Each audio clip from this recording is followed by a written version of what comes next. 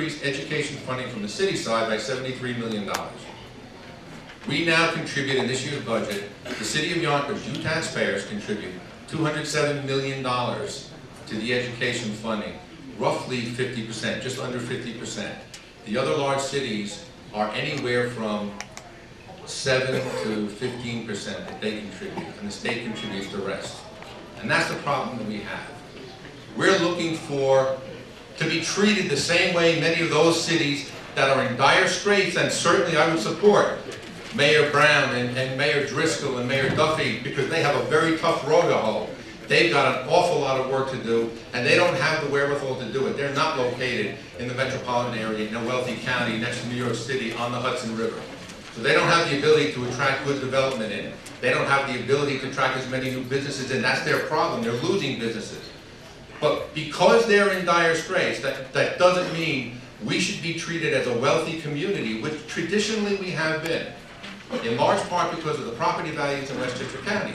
But as we've talked about before, many of you who own homes and you bought them 10 years ago or more, you probably couldn't buy your houses today because all the property values have gone way up. You can't afford to buy your houses today. So that's not a real indicator of wealth unless you sell and you move away into a lower cost area.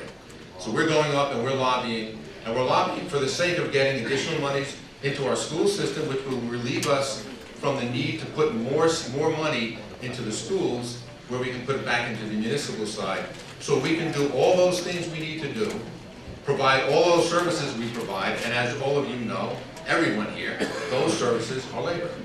Police, fire, sanitation, parks, teaching, school workers, all the employees who do the work in the city. That's where we get the money, from what we generate here, through all of our taxing sources, and what New York State gives back to us. And let it be understood, they give it back to us. It's our money. We send it up in taxes. We want some of it back. We need more of it back than we're getting. That's what we're lobbying for. And the time frame before the state budget is adopted is very short. It's April 1st. And it has to be on their desk at least 72 hours before they vote on it, which means it's got to be to the printers probably a week before. So we're not talking about even till April 1st before they make a change. We've got to get to them sooner, which is why we're going up and negotiating.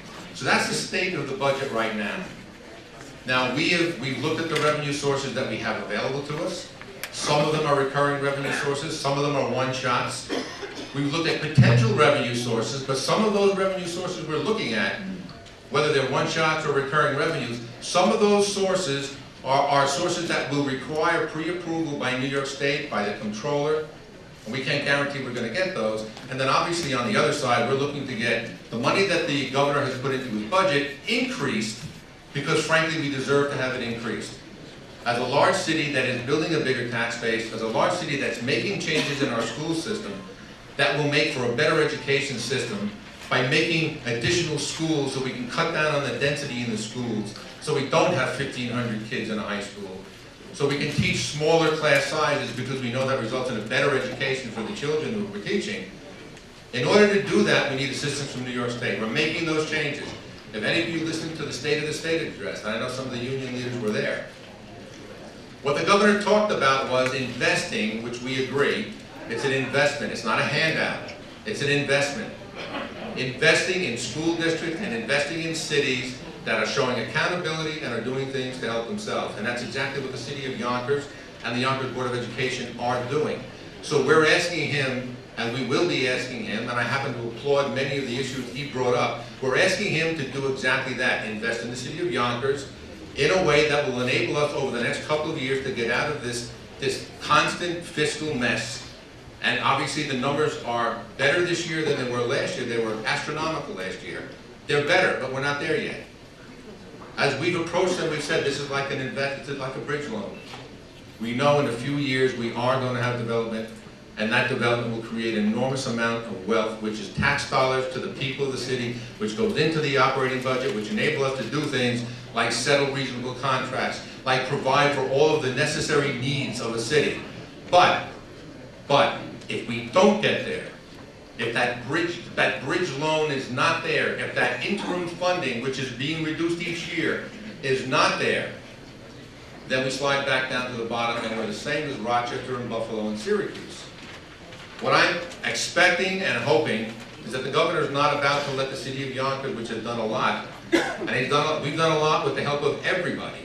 We've done a lot at making this city better and putting us on better footing financially. He's not going to allow us to slide back down, and then we become, in effect, a ward of the state, which right now Buffalo and Rochester, and to some degrees even Syracuse, are. They rely to a much greater degree on the funding that comes out of New York State. They don't have the wherewithal to create additional taxes. We do without having to raise taxes through the roof, but it's taking us a few years to build our way to that point.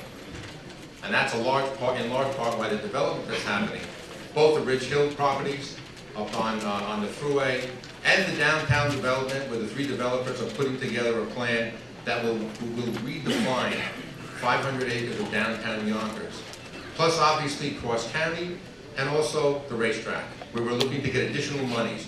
Right now the racetrack, we get a percentage of the take, and it's capped at $20 million. We're looking for that cap to be removed so we can get additional monies. The racetrack is doing very well.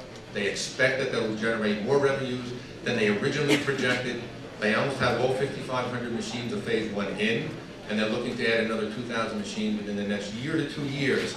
So if it does, in fact, continue ahead of projections, we have another strong argument for us to get more money out of that, and that cap should be either eliminated completely or raised, so that it enables us to put that money, which has to go into the school system, and by doing so, it relieves us of the obligation of adding more of Yonkers tax dollars into our schools, because as I said, right now we have over $200 million that we invest of your tax dollars in the schools. We're looking for the state to take that money out of the racetrack, and then we can take some the tax increases to go more to the municipal side.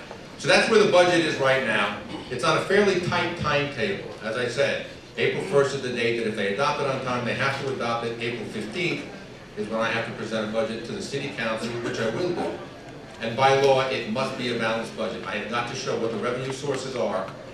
And in years past, if the state did not adopt their budget on time, we were given some leeway of leaving a hole in the budget saying that's going to be filled by state funding, and then just continue to lobby New York State until we could get all or most of that. If they adopt their budget April 1st, that option's not left open anymore, because we then know exactly how much money we're getting back from New York State, and we have to make do with that and whatever other source of revenues we can create on our own, mostly through the different kinds of taxes that we have now. Property taxes, income tax, and the transfer tax. All right, so that's where the budget process is right now. And obviously that's the main focus of our efforts right now, which is to make sure that we put in whatever time we need to and get as much support as we need to get the money that we need to balance our budget. And in a balanced budget, it includes all of the labor contracts. Every labor contract is either overdue or due this year. That's both on the Board of Education side, that's on the Board of Education side, and on the city side, the municipal side. So we have 7 unions on the municipal side, and we have 3 unions on the Board of Ed side, all of which have to have fair contracts. So that's where we are with the budget process. Where do we got to go? Now,